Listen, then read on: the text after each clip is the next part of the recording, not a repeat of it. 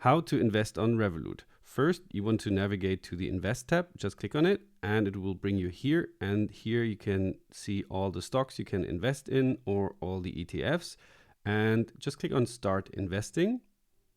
And before you can invest, you need to answer a couple of questions. For example, your employment status. I will do this really quickly and we see us after this. And of course, at first, if you don't have any money on your Revolut account, then you need to add money, for example, from your Euro account or from your dollar account.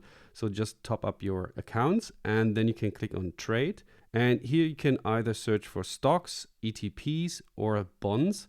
So for example, if I type in Apple and click on search, it will give me the Apple stock and then I can just click on it. And here I can see the daily chart or the weekly chart, the monthly chart, and see how the stock is doing. And if I scroll down, I can see the key stats down here, the market cap, the price, and the events, and the annual earnings per share.